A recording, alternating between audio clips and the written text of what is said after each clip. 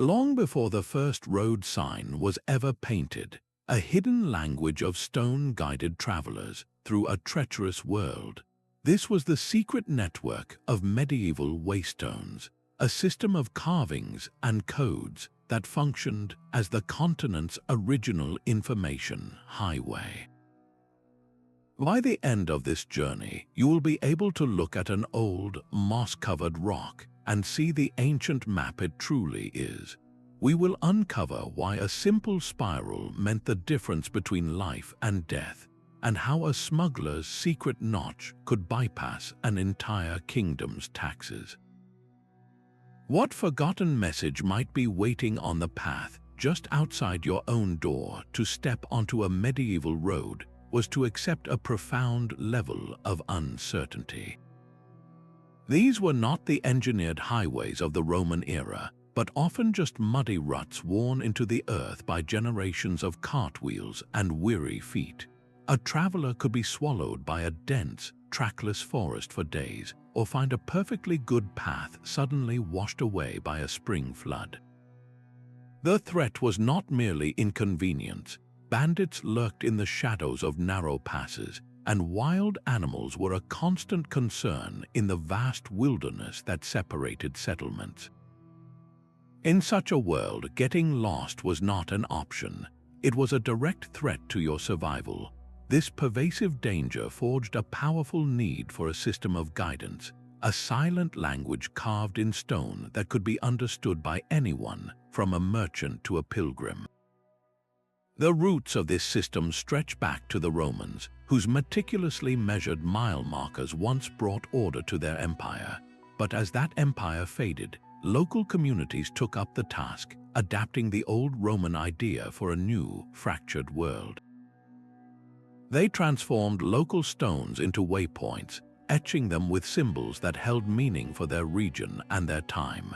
It is against this backdrop of genuine peril that the true genius of these forgotten signals begins to shine.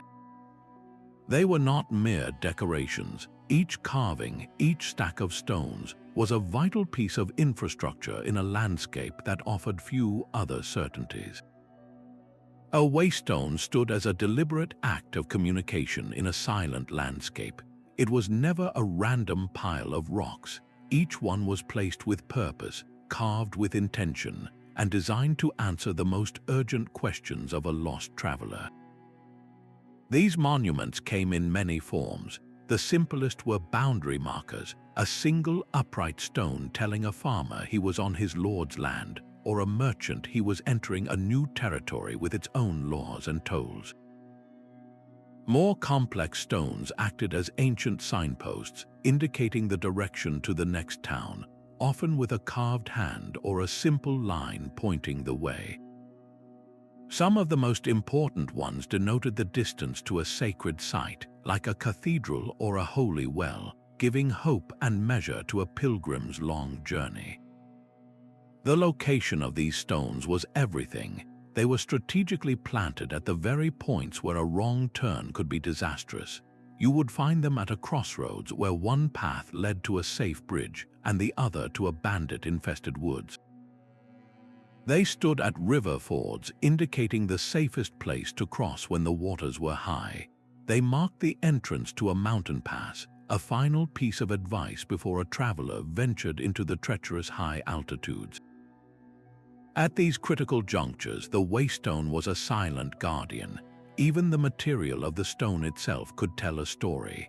A simple, unshaped fieldstone pulled from a nearby meadow might mark a local footpath. But a smooth, imported marble slab, carefully inscribed, would signal a major, well-funded trade route, likely commissioned by a wealthy merchant guild or a powerful noble. The very substance of the marker communicated the route's importance and the resources of its patron.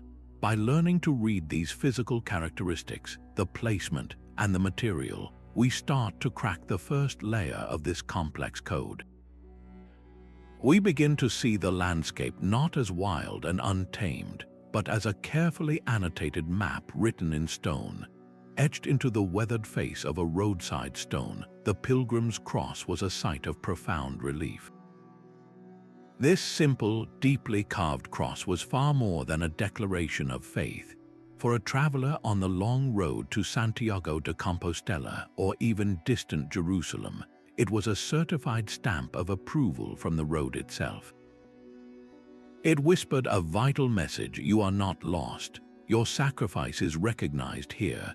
This symbol transformed a random stone into a trusted guidepost, offering both spiritual comfort and the hard, practical truth that the path under your feet was the right one.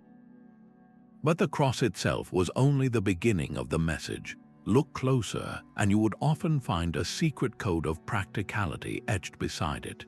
A series of small scratches or dots might surround the cross, each one representing a day's journey to the next safe haven.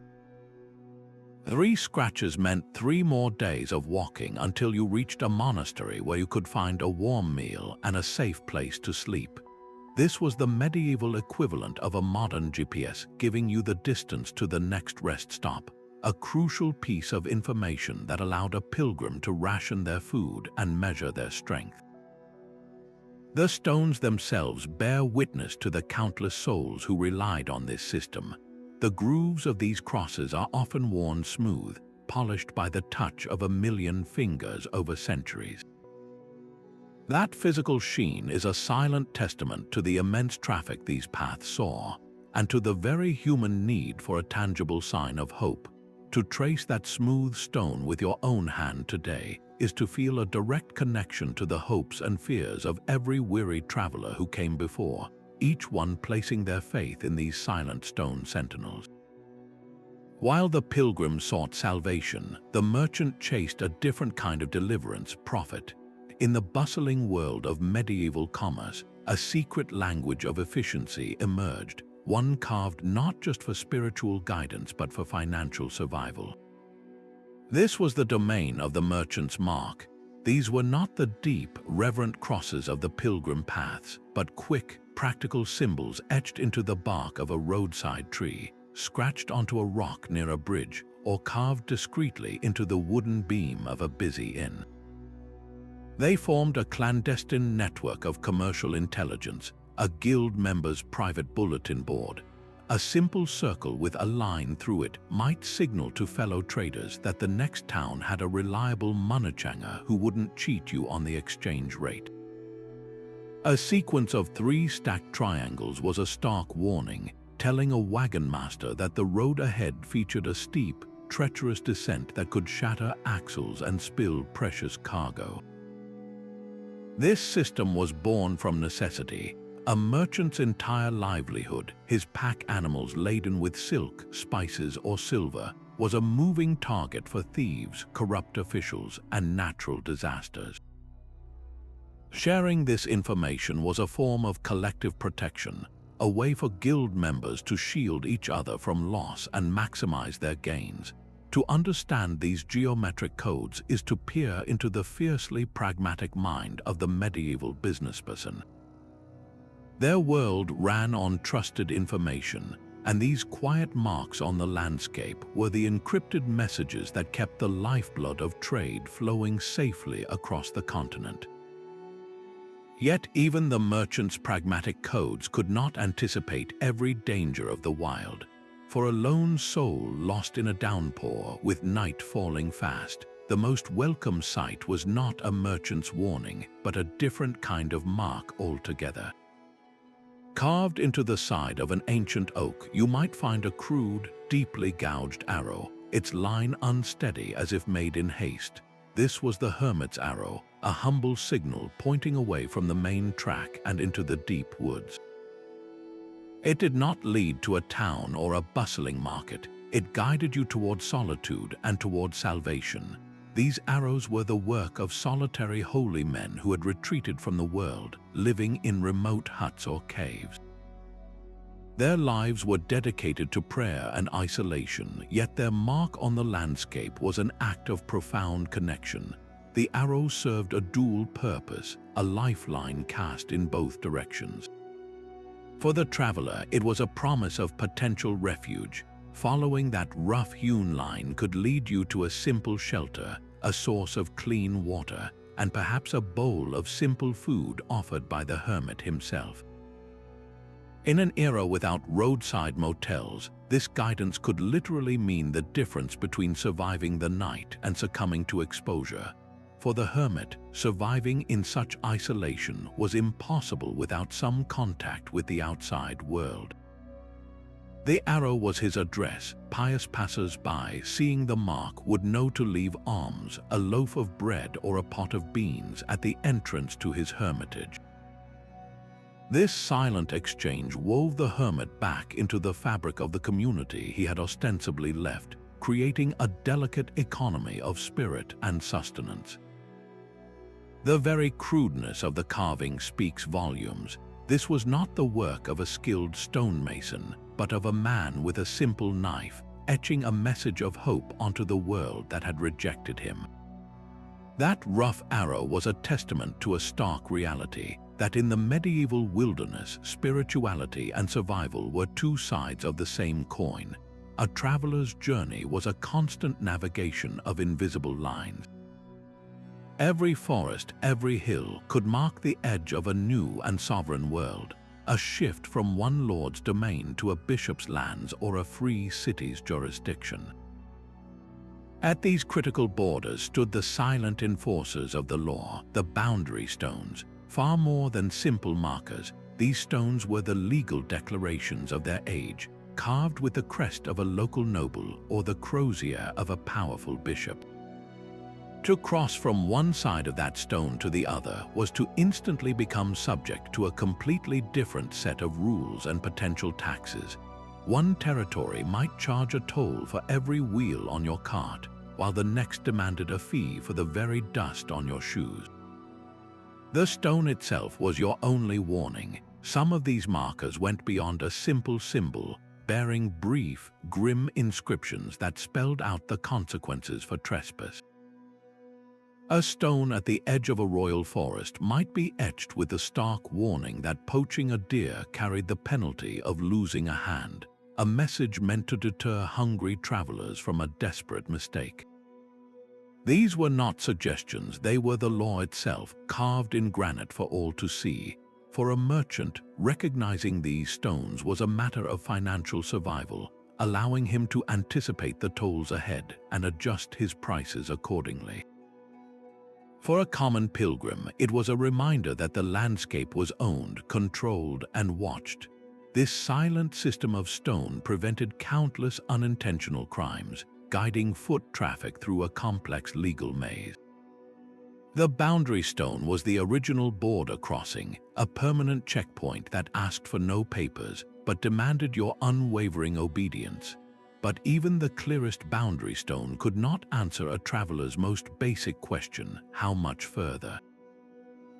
For that, they relied on a different kind of sentinel, the mile marker. This was the medieval world's odometer, a stone that measured the land itself. While the Romans had perfected the art of the milestone with their precise, uniform inscriptions, the medieval version was a far more creative and often cryptic affair. A marker would rarely state plainly 10 miles to London. Instead, it might be etched with the Roman numeral for 10, a symbol understood by the educated but a mystery to many common folk. Or it might use a local unit of measure entirely, like a league, a distance that could vary wildly from one region to the next. The most fascinating markers abandoned numbers altogether. You might find a stone adorned with 10 deeply carved circles, each one representing a single mile. To read this stone, you simply had to count the circles. This was information made universal, a system that required no literacy, only the ability to recognize a simple, repeated shape. Yet some communities took secrecy a step further. They developed a kind of stone cipher where the true distance was hidden in plain sight. The base number of circles might be clear, but the placement of a single dot inside one of them, or the use of a triangle instead of a circle, could change the entire message. That dot might mean the stated distance was a deliberate underestimate, a trick to encourage tired travelers to press on just a little further. or it could signal that the last mile of the journey was particularly dangerous, a steep climb or a swampy patch. This localized code ensured that while the marker offered help to any passerby, its full, nuanced meaning was reserved for the regular travelers, the carters and messengers who knew the road's secrets. It was a system of measured trust carved in stone that protected both the traveler and the community that placed it there. After a day of deciphering boundaries and counting miles, the most welcome sight was not a cross or a warning, but a promise of rest carved into an old stump. Long before brightly painted signs swung from wooden posts, rural inns and taverns used a simple language of symbols etched into waystones or the trunks of prominent trees.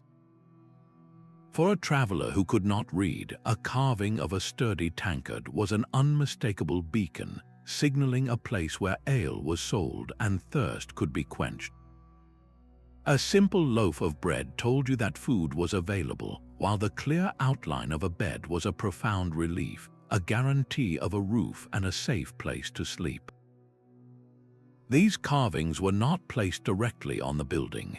They were set a short distance down the road, acting as the original roadside advertisement, pulling weary travelers in from the path. Think of the profound sense of isolation on a darkening road, the cold seeping into your bones, and then your torchlight catches the shape of a cup on a stone. In that moment, that crude etching was more valuable than any written word. It was a direct promise of warmth, community, and human comfort, a tiny island of civilization in a vast and often unforgiving landscape. This simple system transformed a random rock into a destination, guiding not just the direction of travel, but the state of a weary soul. A deep groove carved across a stone was a message you could feel in the dark. This was the warning groove, the medieval world's most urgent and unambiguous signal of peril. Unlike the hopeful pilgrim's cross or the pragmatic merchant's mark, this carving had a single, grim purpose: to stop you in your tracks. Scored deliberately and often deeply into the rock, its very texture was a shout of caution.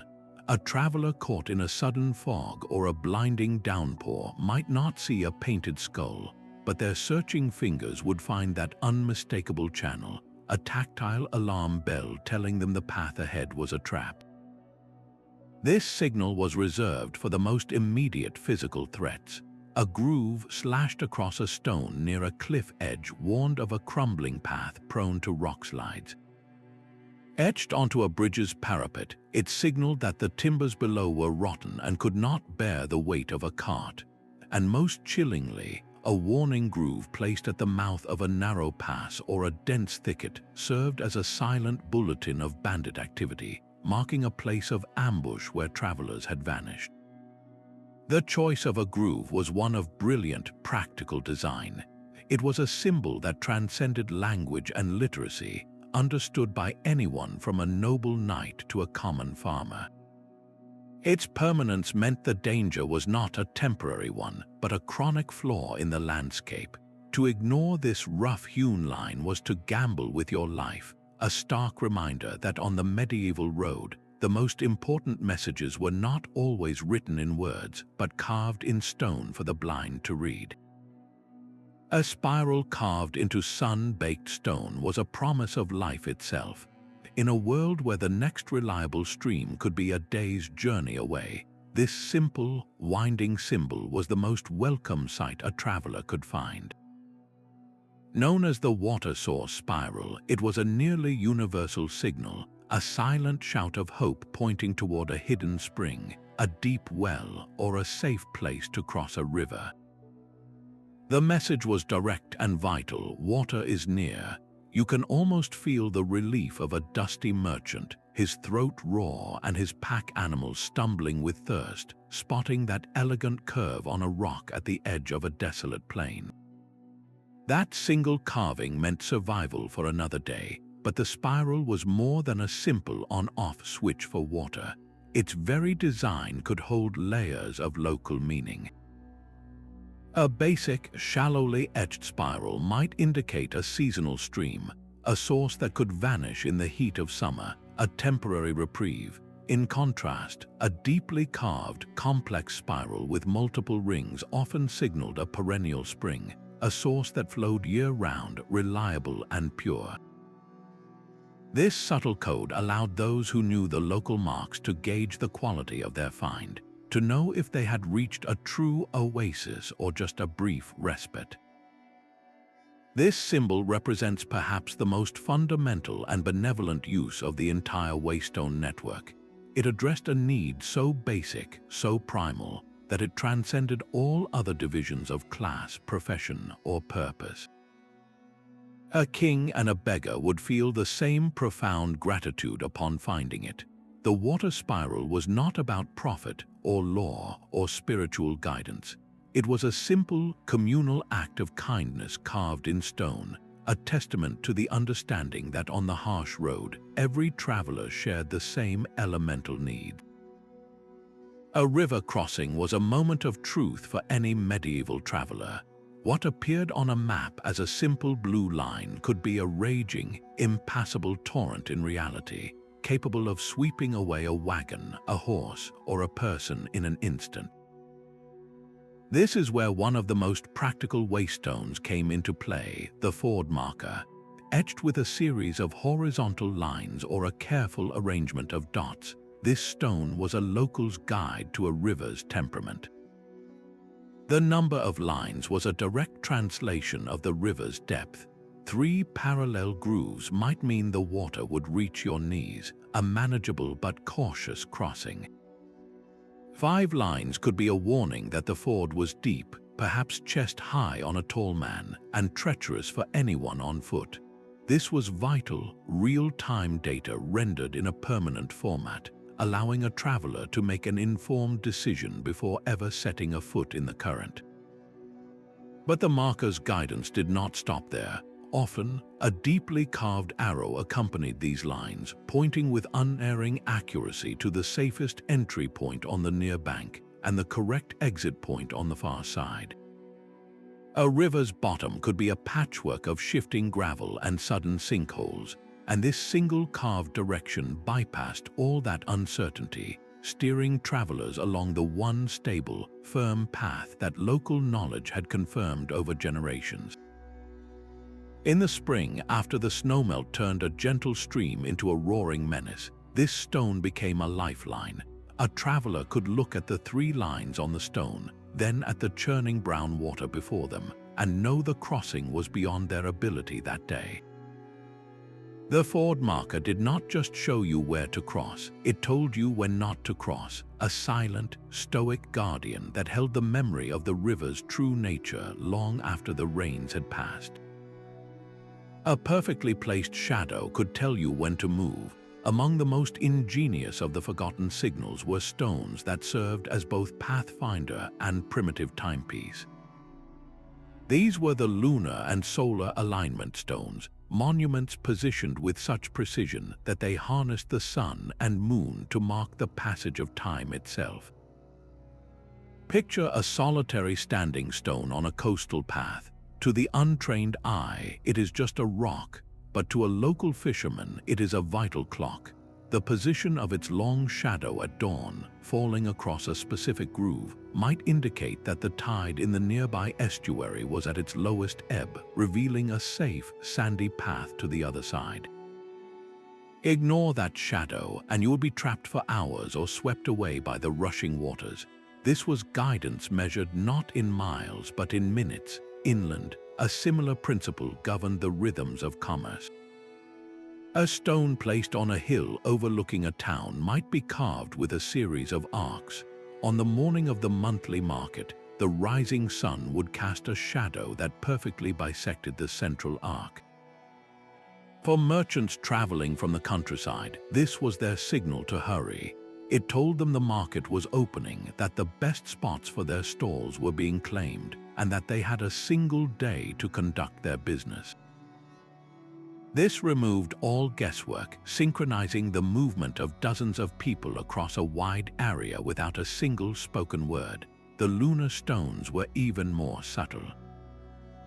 A carving of a spiral, invisible in the full light of day, might be designed to catch the light of the full moon in a very specific way, its curves illuminated to signal a saint's day or the beginning of a seasonal pilgrimage. This fusion of astronomy and wayfinding represents a breathtaking leap in human ingenuity. It transformed a static rock into a dynamic instrument, a communal calendar that everyone could read. These stones did not just ask where you were going, they answered the far more complex question of when you needed to be there. The stone itself could vouch for its own truth. Look closely at the base of a weathered waystone beyond the prominent cross or arrow, and you might find a much smaller, more intricate carving. This was the guild mason's signature, the discreet mark of the craftsman who shaped and placed the stone. It was often a tiny, elegant depiction of their trade's tools, a stonemason's hammer crossed with a set of compasses, or a unique letter form that identified their specific brotherhood. This was not an act of vanity, but one of profound responsibility.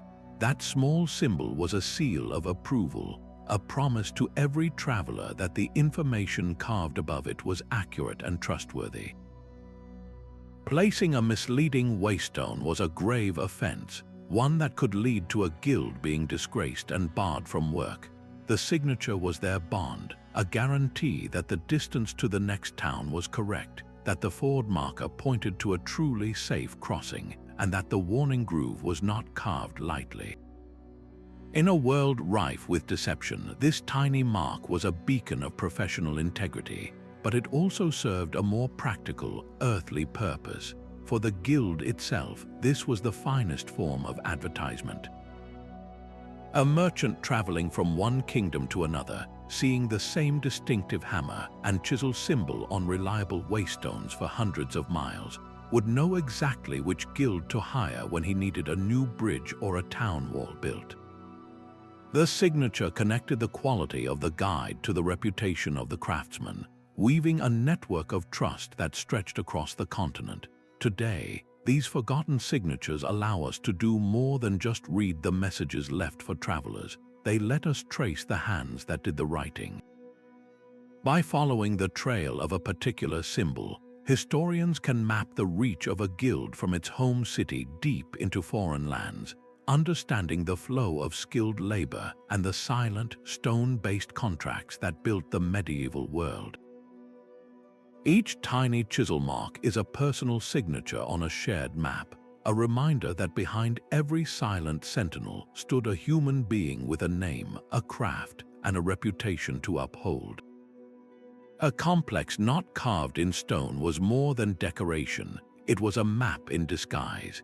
In the Celtic and Norse lands of the north, travelers encountered some of the most beautiful and baffling signals of all, intricate knotwork patterns woven into the faces of standing stones. These were not the simple, universal signs for water or danger. They were a local dialect, a sophisticated code that blended art with navigation. The number of loops in a continuous braid might correspond directly to the number of rolling hills a traveler needed to cross before reaching the next valley. A break in the pattern, a place where one strand seemed to vanish beneath another, could indicate a hidden ford across a river, its location revealed only to those who knew how to read the design. The entire style of the knot itself was a powerful identifier. A specific, revered pattern might be the unique signature of a local chieftain or a powerful monastic community. For a traveler, recognizing that pattern was like finding a secret handshake carved in granite. It meant you were entering lands where that clan's authority and its laws of hospitality held sway. You could approach a steading displaying that symbol and reasonably expect a safe place to rest, perhaps even a meal under the chieftain's protection. This system created a fascinating social filter. To an outsider, a wandering merchant from the south, these carvings were merely pretty, abstract art. But to a local, someone raised within that cultural sphere, the stone spoke volumes, offering detailed, reliable guidance. This demonstrates a profound evolution in the Waystone network, where practical information became inseparable from cultural identity and artistic expression. The path forward was not just a line, but a story woven in stone, a story you had to be part of to truly understand. For a desperate man running through the night, every shadow held a threat, and every sound was the hoofbeat of a pursuer. His only hope was not a person, but a symbol carved into a boundary stone along a forgotten lane, a stylized church door etched deep into the granite. This was the sanctuary indicator, a signal that rerouted lives and offered a last, desperate chance at survival. In an age where justice could be swift and brutal, the church held the power to grant sanctuary, a temporary shield from the secular authorities. This right was not a secret whispered in confessionals, it was publicly declared on the landscape itself.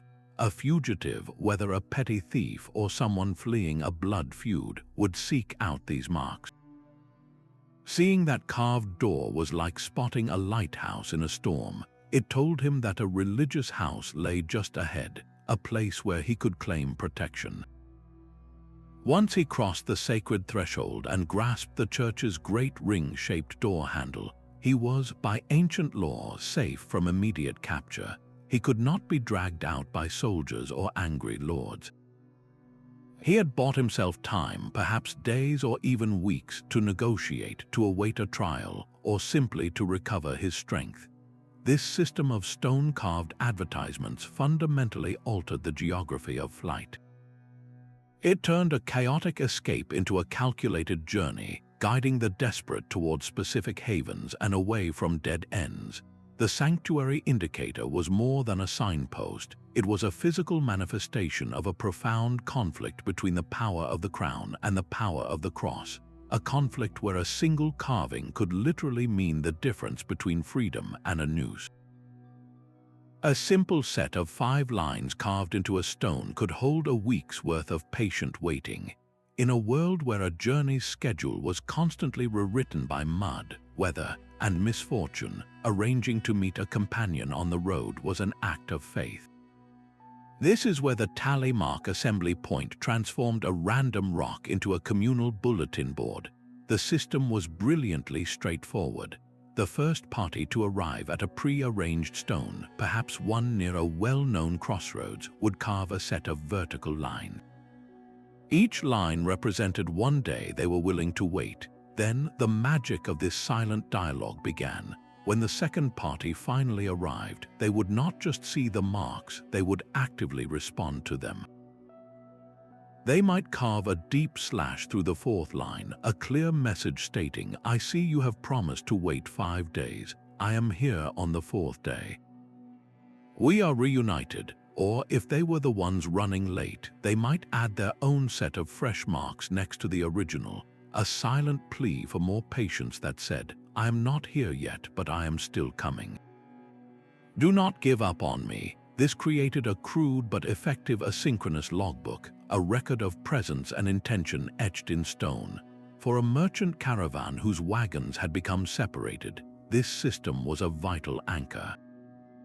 The lead cart could leave a message at a key junction, telling the slower, heavier wagons exactly how long to wait before moving on or which fork in the road to take.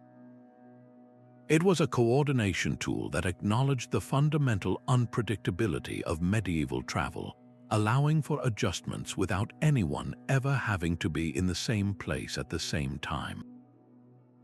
That humble collection of scratches was more than a note. It was a pact of trust, a promise carved in stone that someone was coming and that someone was waiting.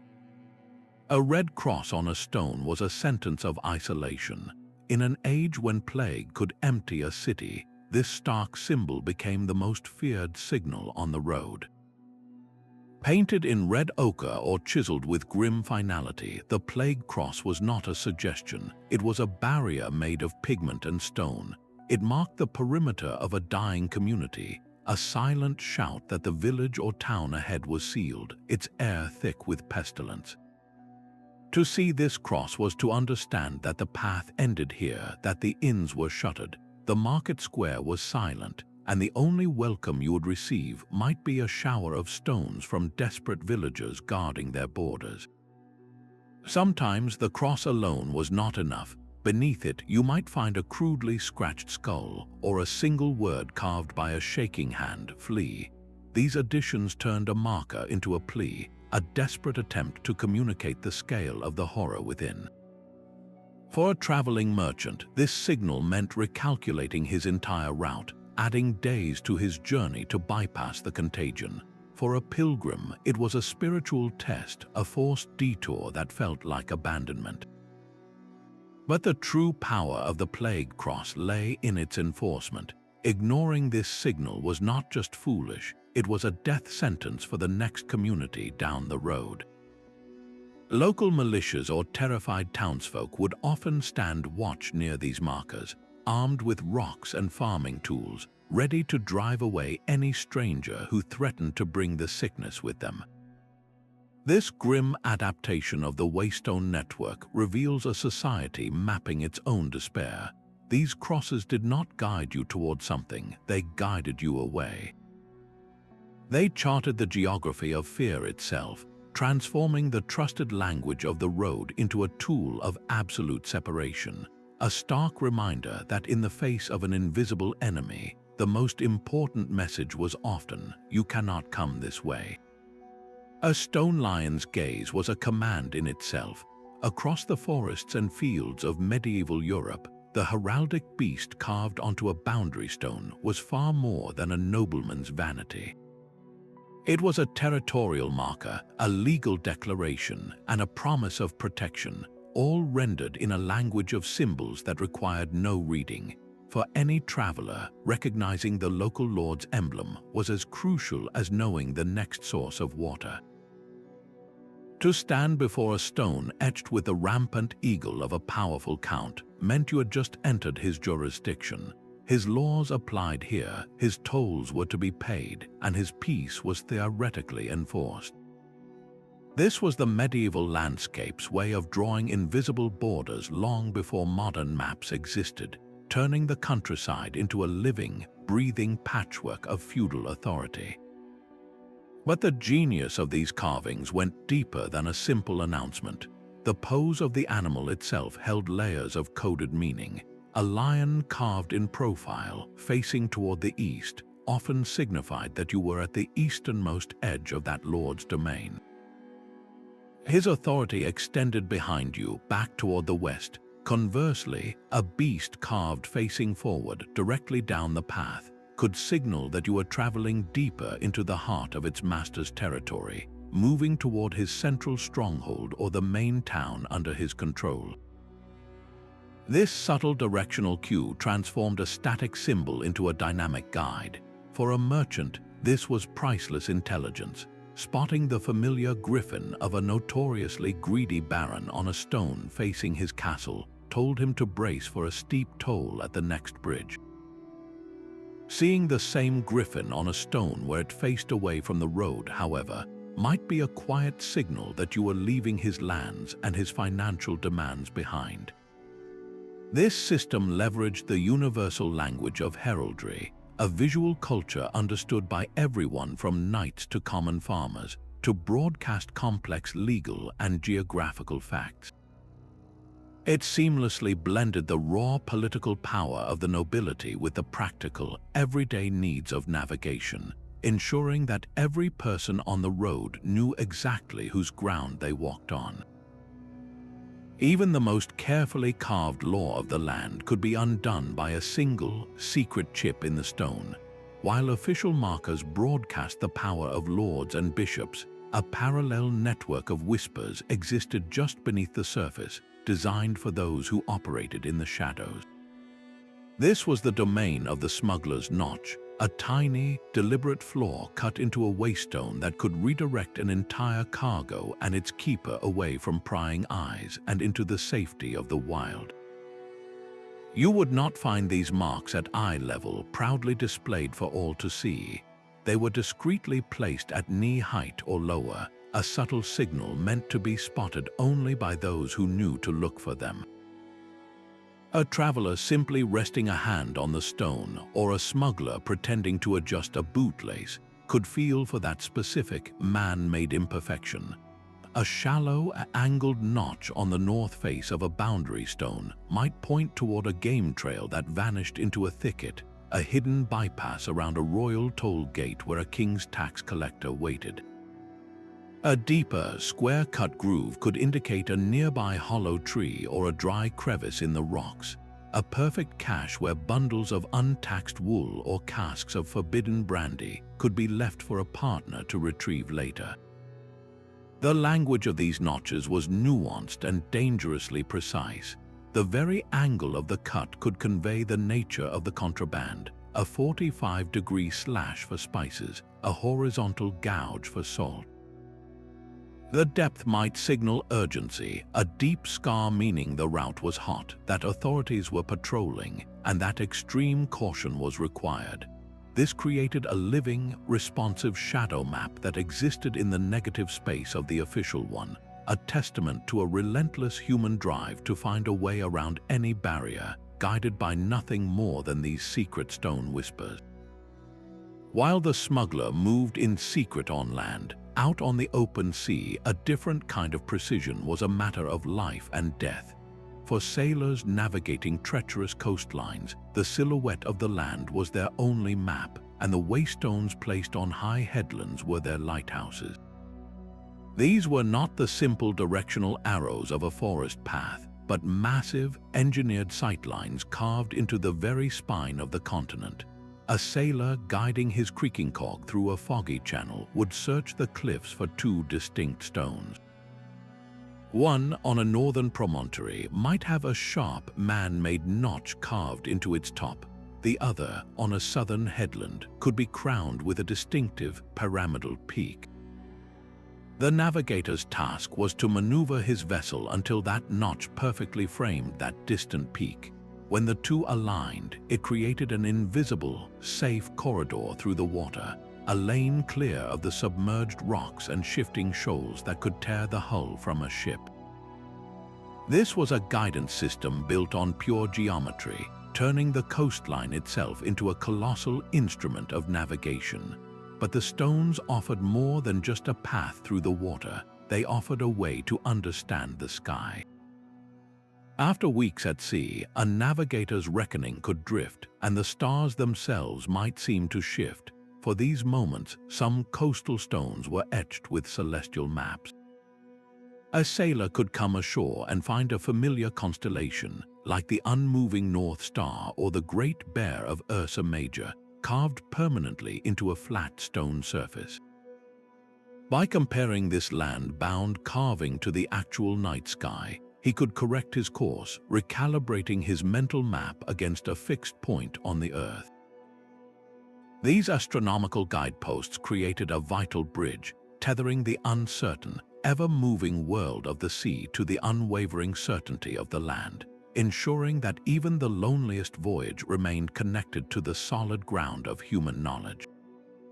Etched beside a pilgrim's cross, you might find another symbol, one that spoke of the sea yet guided footsteps on dry land. The scallop shell, carved deep into the stone, was the universal seal of approval for one of history's greatest journeys. This was the mark of the Camino de Santiago, the Way of St. James, and its presence on a waystone was a profound confirmation. For a soul who had walked for months, leaving home and family behind, that simple carving was a surge of pure relief. It whispered, "You are not lost, you are on the path." Every groove in that stone shell echoed the grooves in the real shells pilgrims carried, a badge of honor and a tangible goal. But the carving was more than a static logo. The orientation of the shell itself could hold the next piece of the puzzle. A stone-carved shell with its grooves radiating outward, pointing down the road, was a clear directional arrow, insisting this is the way, keep moving forward. Sometimes the shell would be paired with a single, deeply cut line that extended from its base, pointing toward a specific fork in the path or a distant hill. This transformed the symbol from a mere confirmation into an active guide, its stone ridges mapping the very footsteps a pilgrim needed to take. Beyond the practicalities of navigation, the shell inscription forged an invisible community. To see that symbol was to know that thousands of feet had worn this path smooth before you. It was a connection to every other weary traveler, a shared purpose carved in rock. This network of shell-marked stones did not just lead to a cathedral in Spain. It transformed the entire, grueling journey into a single, continuous sacred space, a pathway to grace mapped not by cartographers but by faith itself. In the deep northern forests, a stone could tell a story to guide you home. The Viking Runestones of Scandinavia stand apart from the simpler symbols of the continent, for they wove together memory, poetry, and the path forward all into one. A traveler would find a towering slab of granite, its face covered not in a simple arrow but in the angular, mysterious script of the Futhark runic alphabet. The message carved there was often a memorial, a tribute to a fallen warrior or a great leader. Yet nestled within that epitaph was a practical, vital set of directions encoded in a short, rhythmic verse. It might read, "Go past the tall pine, then turn where the river bends to find the farm of Bjorn." The stone served a dual purpose, honoring the dead while actively guiding the living. This was information designed for the ear as much as for the eye. The natural cadence and rhyme of the verse made it incredibly easy to remember and recite. A merchant who could not decipher a single rune could hear the poem once from a local and carry the entire route perfectly in his mind for days. The stone itself became a mnemonic anchor, a physical place where you went to learn the song of the road. This fusion of the literary and the practical ensured the survival of the knowledge across generations. Long after the original carver was gone, the runestone did not just point the way, it sang the directions, embedding the map not just in the landscape, but in the very culture of the people who lived there. A labyrinth carved into stone was not a puzzle to be solved, but a path to be felt. When a weary pilgrim encountered this intricate, winding design on a waystone, they were not being given directions to the next town. They were being offered a map for their soul. The physical journey, with its endless miles and aching feet, was merely the outer expression of an inner quest. The labyrinth's single, convoluted path, leading inexorably toward a central point, mirrored the spiritual road to enlightenment or the distant goal of Jerusalem itself. There were no dead ends, only a necessary series of turns that represented the trials, doubts, and moments of grace that defined a life of faith.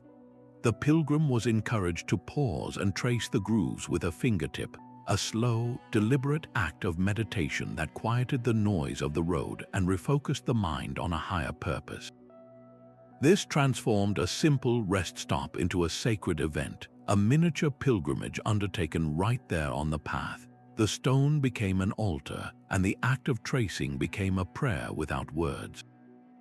It served as a powerful, tangible reminder that the value of the journey was not found only at the destination. Every wrong turn, every moment of confusion, and every hard one step forward on the physical road was an essential part of the spiritual transformation. The labyrinth carving blurred the line between the map and the territory, insisting that the true path was not just under their feet, but within their own heart. A stone carved with a simple bag and 3 dots was a direct line to the weekly pulse of commerce. This was the market day indicator, a signal that synchronized the economic heartbeat of an entire region. In an era without printed calendars or public announcements, this carving on a waystone was the official broadcast, telling every farmer, every potter, and every traveling merchant exactly where and when to gather. The symbol of the bag or scales was universal, a clear sign of trade, but the true genius was in the dots. 3 dots did not just suggest a market, it explicitly scheduled it for every Wednesday.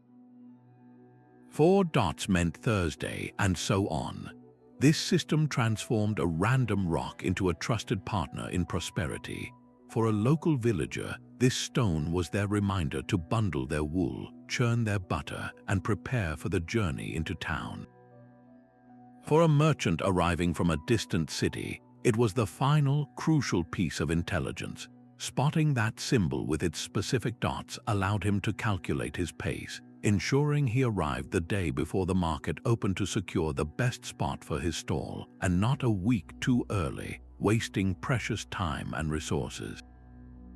This signal directed the very flow of goods and people, preventing chaotic overcrowding one day and utter emptiness the next.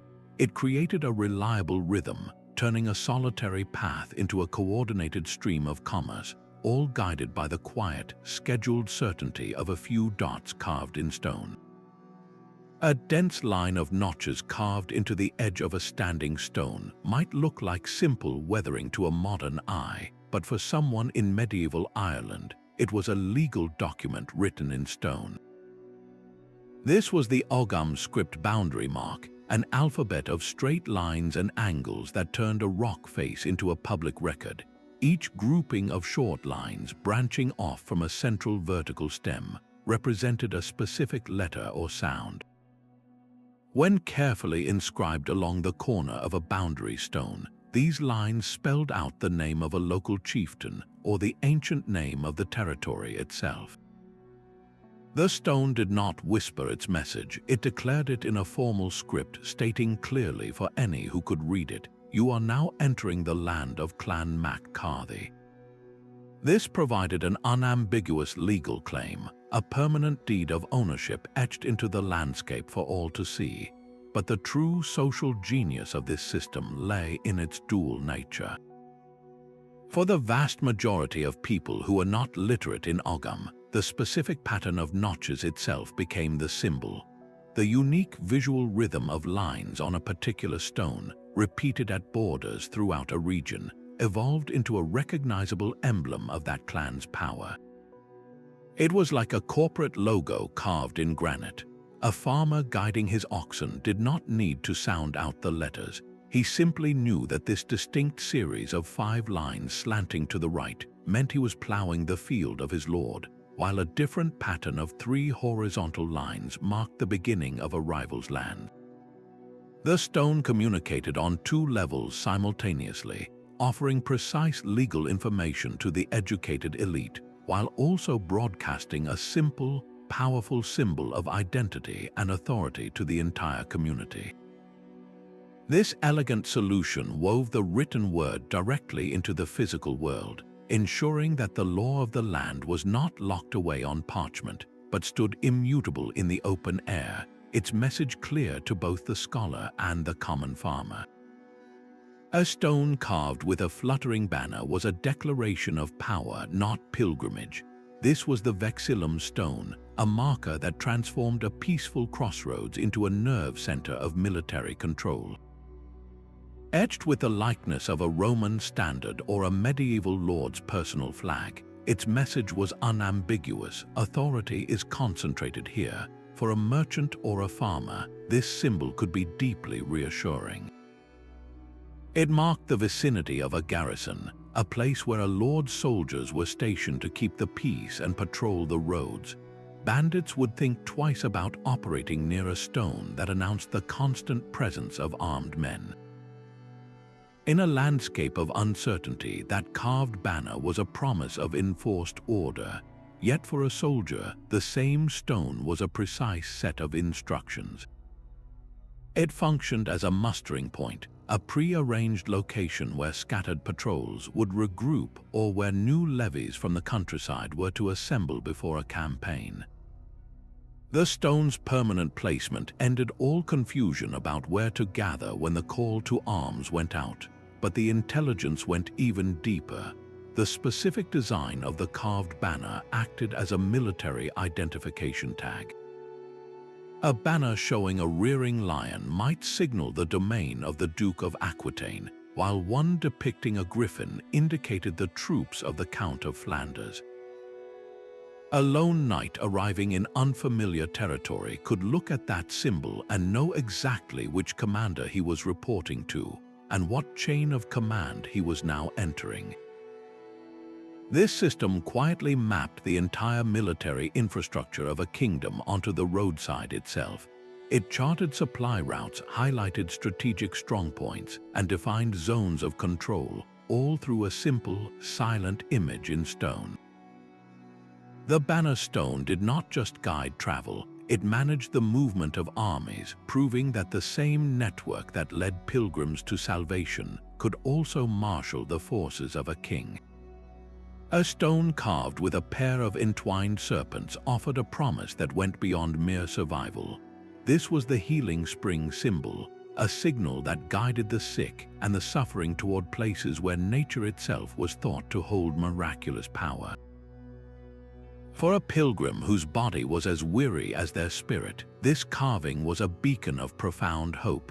It did not simply point to water, but to water that could supposedly restore sight to the blind, ease the crippling pain of arthritis, or cleanse a festering wound. The journey to such a spring was a physical act of faith, a final, desperate gamble after all earthly physicians had failed. The symbols used were as potent as their promise. The caduceus, with its twin serpents coiled around a staff, evoked ancient knowledge and the balance of humors. A single, deeply carved eye represented the restoration of vision, a direct plea to the heavens. Seeing that emblem on a waystone, often accompanied by a downward-pointing arrow, told a traveler that their destination was close, that the fabled waters were just around the next bend in the path. These markers channeled a river of human hope, directing the lame, the blind, and the terminally ill toward specific points in the landscape where faith and folklore claimed a miracle was possible. The very ground around these springs became a unique kind of community, a gathering of the afflicted sharing stories and bolstering each other's belief while they waited for their turn in the sacred pool. In a world without modern medicine, this symbol on a stone was a prescription carved by collective hope, mapping a path not just through the woods, but from despair toward the fragile, glowing possibility of a cure. A Roman soldier's final resting place could become a medieval farmer's most trusted landmark.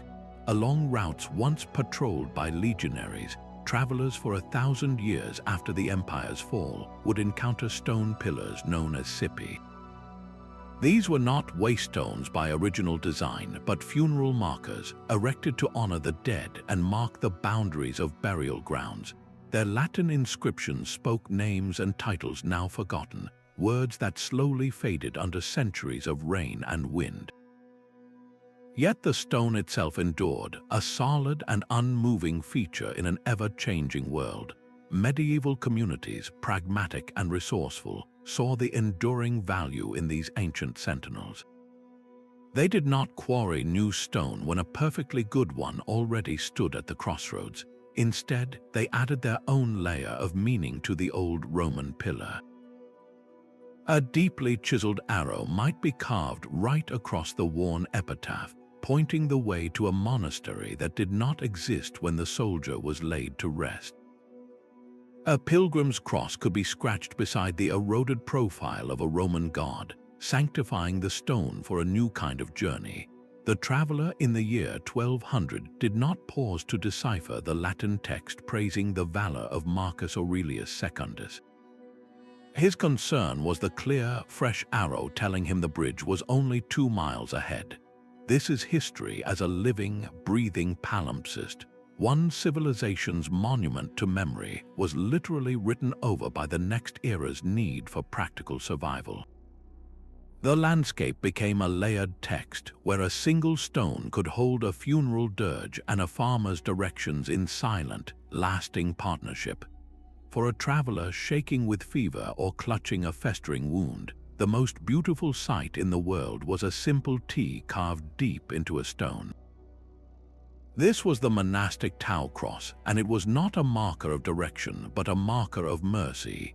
Shaped like the letter T without its upper extension, this symbol was the emblem of orders like the Antonines, men who dedicated their lives to the sick and the dying.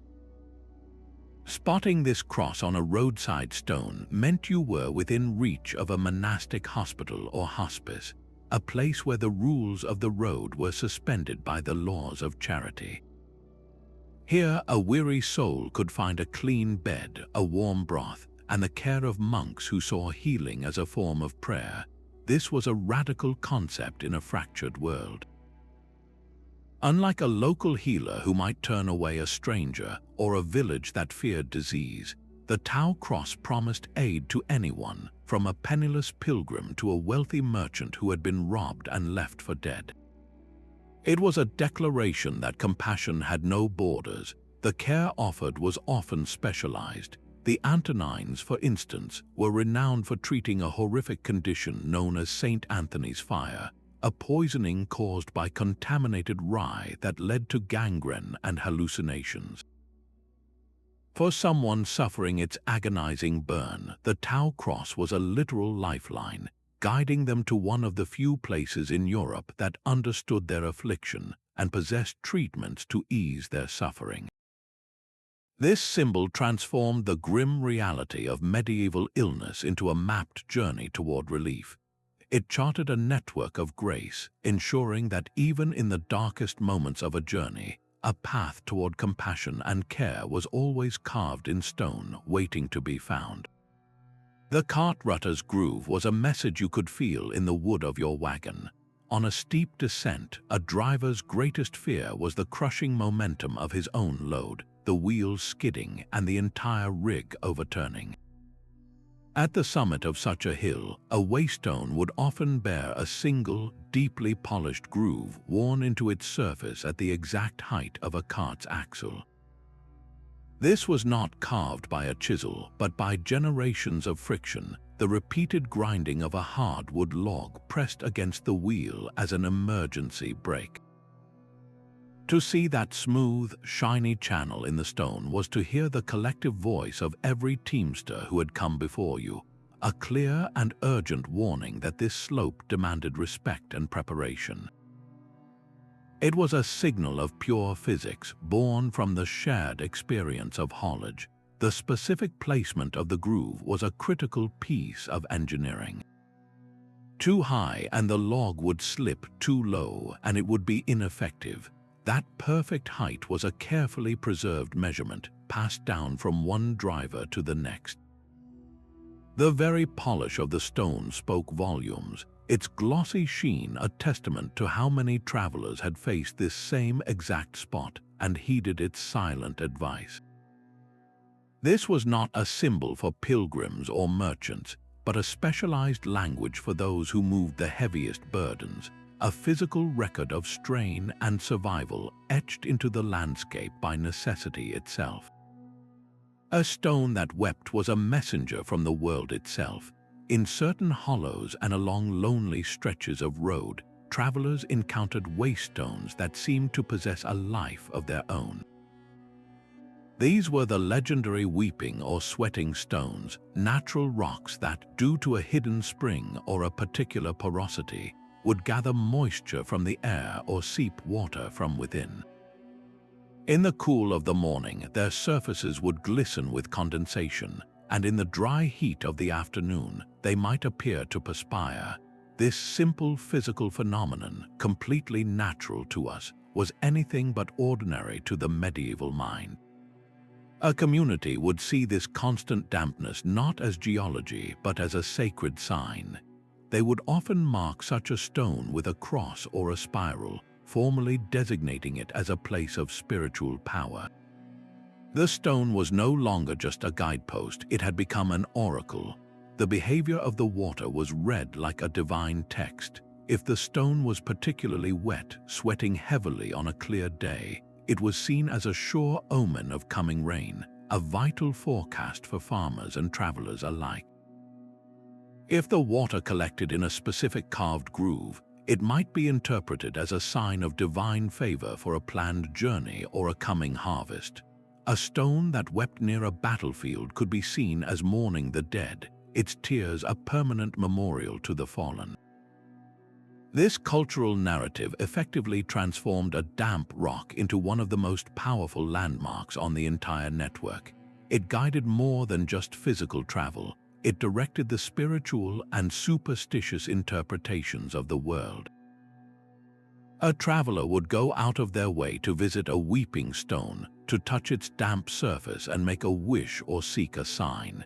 Its location became fixed in the mental maps of an entire region, not because it pointed to the next town, but because it was believed to hold a conversation with the heavens.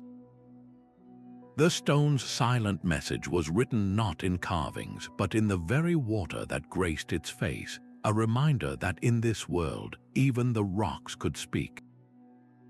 A stone carved with a tilted lance was a call to glory, for a knight traveling across unfamiliar lands to prove his skill and win renown. This symbol on a roadside marker was the first sign that his destination was near. It confirmed he was on the right road to the tournament grounds, a path that would soon be choked with fellow competitors, merchants selling ribbons and favors, and throngs of excited spectators. These markers were essential for managing the sheer chaos of a major tournament, directing the flow of armored men, their heavy war horses, and the cumbersome wagons laden with lances, shields, and painted pavilions away from the main gates of a town and toward the specially prepared fields outside its walls. This was more than a simple direction. It was a map to the very heart of medieval pageantry and power. A carving of two crossed shields might indicate a path reserved for the competing knights themselves, leading them directly to the tiltyard where they would present their credentials. A single helmet etched into the stone could point the way to the bustling tent city where armorers made last-minute repairs and squires polished their lord's equipment. For the thousands of common folk drawn to the spectacle, these stones guided them to the viewing stands and the vibrant makeshift markets that sprang up around the edge of the action. Every symbol carved for the tournament served a dual purpose. It organized the practical logistics of a massive event while simultaneously reinforcing the social hierarchy of the chivalric world. The knight followed the lance, the merchant followed the crowd, and the noble patron followed the clearest path to the seats of honor. This network of stone ensured that the pageantry of the tournament, a carefully staged display of martial virtue and aristocratic power, began not in the lists but on the road itself, guiding every participant to their appointed role in the performance.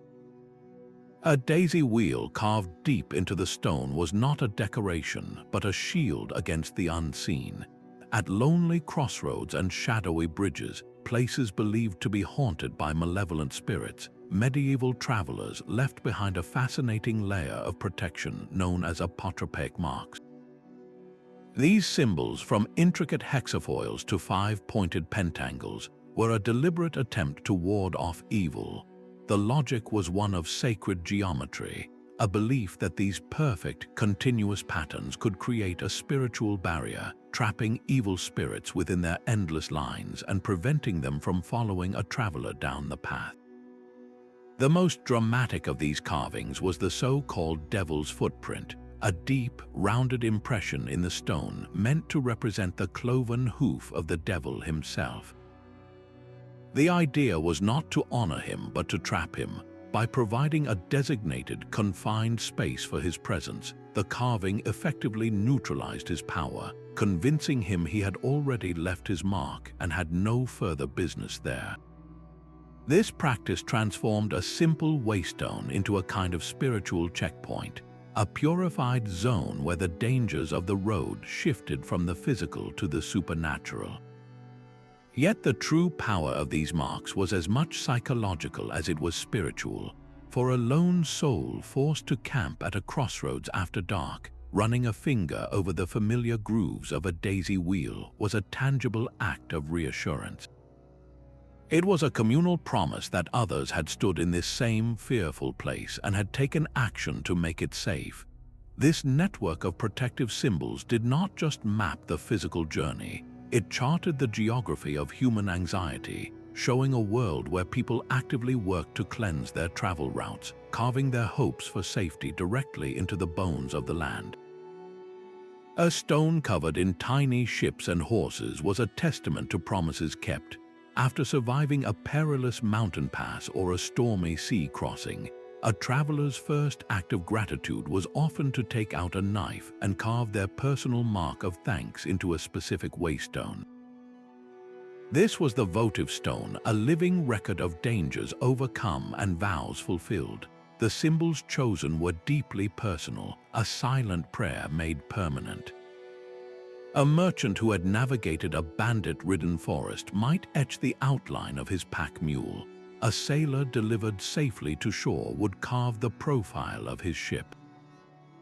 These were not directions for others, but offerings to the divine or to the spirit of the road itself, a physical payment on a promise made in a moment of sheer terror. For a traveler just beginning a daunting leg of their journey, the sight of such a stone was a profound psychological anchor. To see a granite face covered in hundreds of these miniature carvings, each one representing a person who had stood exactly where you are now and had succeeded, was a powerful injection of courage. That dense tapestry of successful journeys was a collective vote of confidence from the past, a chorus of silent voices assuring you that the path ahead, while difficult, was passable. You were not the first to face this challenge, and the stone itself was the proof. This created a beautiful, self-perpetuating cycle of hope. Each new symbol added to the stone strengthened its power for the next person. The stone became a map of gratitude, charting not physical landmarks but the emotional milestones of relief and survival. To run your fingers over those weathered carvings was to touch the collective sigh of 1,000 souls, their individual fears and triumphs woven together into a single, unshakable monument to human resilience. It was a reminder that every journey, no matter how solitary it felt, was part of a grand, continuous story written in stone by the hands of those who had come before. This silent network of stone and symbol was the operating system of an entire era. Think of the immense challenge facing a medieval merchant. His livelihood depended on transporting goods across hundreds of miles of wilderness, through territories with different laws, languages, and threats. Without this decentralized web of guidance, every journey would have been a prohibitively expensive gamble. The Waystones slashed these transaction costs dramatically. A warning groove saved a wagon from destruction. A merchant's mark bypassed a corrupt official. A ford marker prevented the loss of an entire cargo in a swollen river. Each successful journey reinforced the system's value, encouraging more trade, more travel, and more connections between distant lands. Pilgrimage, that massive movement of human spirit, would have been impossible for all but the most daring without these carved assurances. The Pilgrim's cross and the Scallop shell transformed a leap of faith into a manageable, mapped progression. They provided not just direction, but also the psychological fuel of hope, confirming that each weary step was part of a greater, sanctioned whole. This flow of pilgrims did more than fulfill individual vows. It created Europe's first tourism economy, supporting inns, taverns, and local markets all along the major routes. Politically, the network was equally transformative. The boundary stone and the heraldic beast were not passive signs. They were active instruments of control, constantly reiterating the reach of a lord's power into the farthest corners of his domain. They made abstract legal claims tangible and unavoidable, helping to consolidate territories that might otherwise have remained lawless borderlands. By making the unknown knowable, these signals encouraged settlement. A traveler could venture beyond their home valley with confidence, following the coded promises of water, shelter, and safe passage to new lands. The stones tamed the wilderness not by clearing it, but by annotating it, weaving isolated villages and remote monasteries into a single, communicative fabric. They were the quiet, persistent force that stitched a fractured continent back together, proving that the most powerful maps are not drawn on parchment, but etched into the very soul of the landscape itself.